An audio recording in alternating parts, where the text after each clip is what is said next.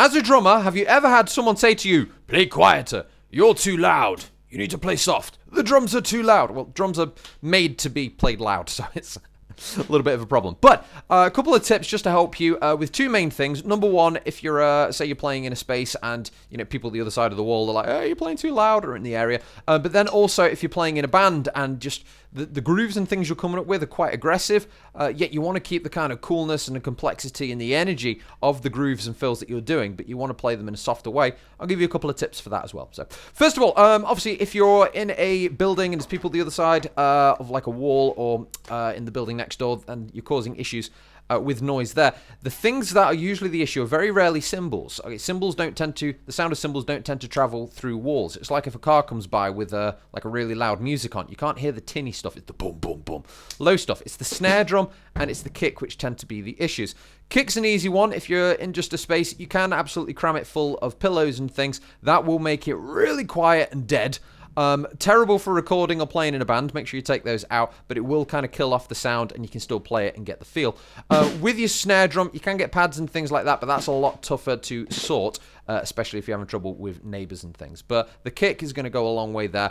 And again, you can muffle this down, stick like tape and gunk on and stuff. To kind of muffle it a bit, and that'll take you one way.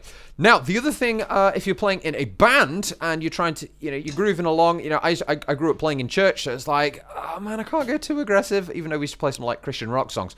But, you know, trying to play more subtle stuff. So I spent years and years and years basically trying to play quietly, but still be able to do all the fancy stuff that I was practicing and learning. And a couple of things you can do with that is, one thing is get very good at your cross stick kind of position. A lot of people, when they get down here, they're like, oh man, there's not much I can do when I'm in this position. It's kind of crooked and the left hand doesn't do much. But a lot of that kind of fancy stuff you were doing with like the diddles and the rolls, you can still do those things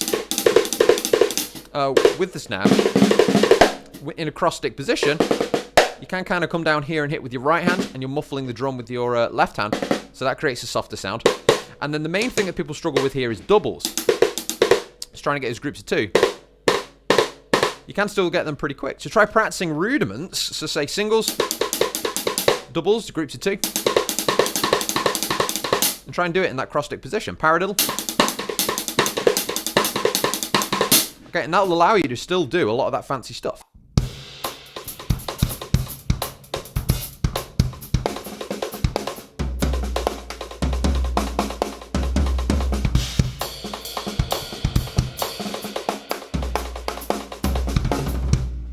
But you can see I'm playing a lot softer. It's a little more subtle than the whole kind of loud drumming. The other thing as well is take your normal grooves that you do here, if you've got some fancy stuff, and go right hand on the ride cymbal and left hand on the hi-hat. And basically you turn your hi-hat into a snare drum. So any groove that you normally do here,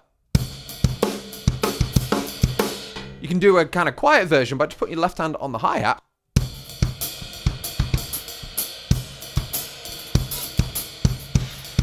You can also get these little sizzles out of your left hand just by lifting it up.